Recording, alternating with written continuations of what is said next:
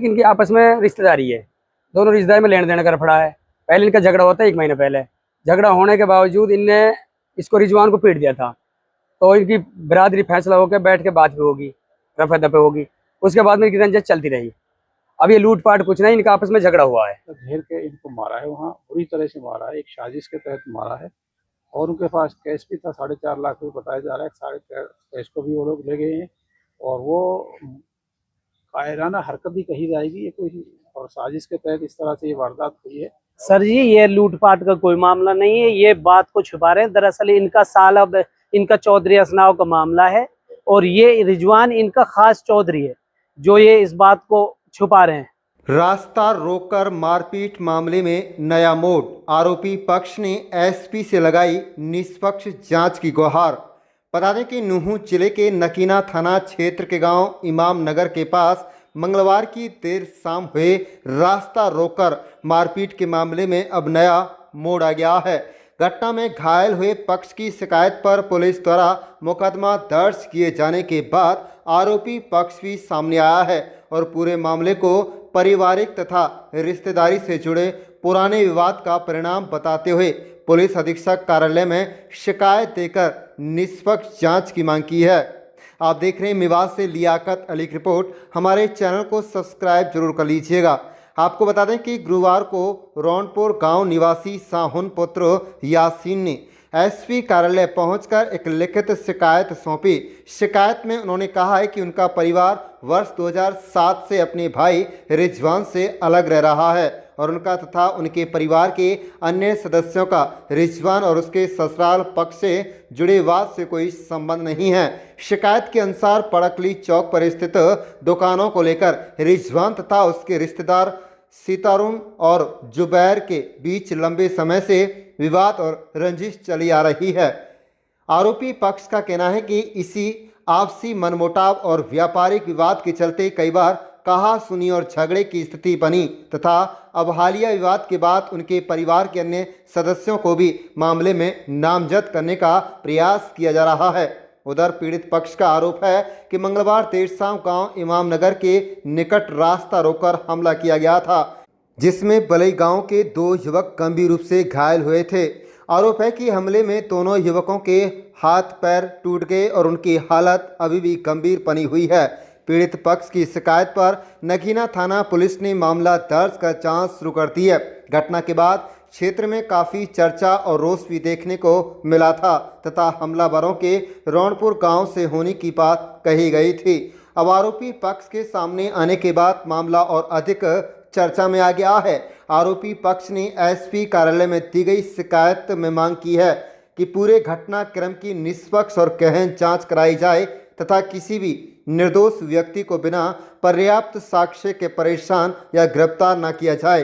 उन्होंने जांच में पुलिस प्रशासन को पूरा सहयोग देने का भरोसा दिलाया है। फिलहाल पुलिस दोनों पक्षों के आरोपों और दावों की जांच कर रही है। मामले में क्या तथ्य सामने आते हैं और किस पक्ष के आरोप सही साबित होते हैं, इसका खुलासा जांच पूरी होने के बाद ही हो सकेगा। तो वहीं इस प्रकरण में दोनों पक्षों के सामने आने से मामला लगातार तूल पकड़ता जा रहा है। मेरा नाम साहुन है जी, नाम यासीन, गांव रौनपुर है जी।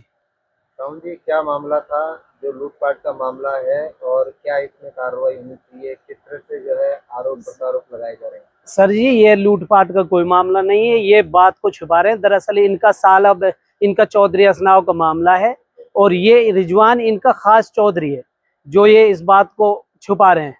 और ये लोग इनके आमने सामने बड़कली चौक पे दुकानें हैं, इनकी आपस में किसी लेने देने पे 3 महीने से सामान ले 3 साल पहले अनबन हुई थी। वो रंजिश इनकी चलते चलते 1 साल पहले इन्हें लड़की को रुकवा लिया, वह बिरादरी के तौर पे लेकर आए जी। 3 बार इनकी लड़की इनकी दुकान पे चली गई। ये उस लड़के को, इनकी 10 दुकानें हैं वहाँ पे, इस बच्चे की 2 दुकानें हैं। इनको टॉर्चर करते हैं शारीरिक तौर पे, वो से भी सताते हैं। मंचा जब कूट गिरामा ये आए, अब यह परेशान होके जी इनकी 10 बार अभी 1 महीना पहले लड़ाई हुई मार्केट में, जब भी पूरी मार्केट में इनके आपस में समझौता करवा दिया, इनकी आपस में माफी साफी करा दीजिए, ये मान ना रहे जी। और ये इस बात को छुपा रहे हैं, ये इसमें कोई लूटपाट नहीं है, राजनीति का किसी चीज का मामला नहीं है जी। हम तो सिर्फ वो बच्ची का घर बनाने के चक्कर में है जी। अकू 2 बच्ची इनकी माँ है, वह को कौन होएगा जी। आश्वासन दिया है कि यहाँ में उचित कार्रवाई होगी, जो मुलजिम है उनकी ही बात होगी। इनका आपस का झगड़ा है जी, ये मोटरसाइकिल पे जा रहे हैं, अब ये मोटरसाइकिल पे गिरे हैं जी, ये मारपीट हुई है, पैर कैसे टूटा, ये जांच का विषय है। पुलिस से हमें पूरी उम्मीद है, उम्मीद नहीं विश्वास है जी पूरे प्रशासन से कि यहाँ में दूध को दूध पानी का पानी होएगा।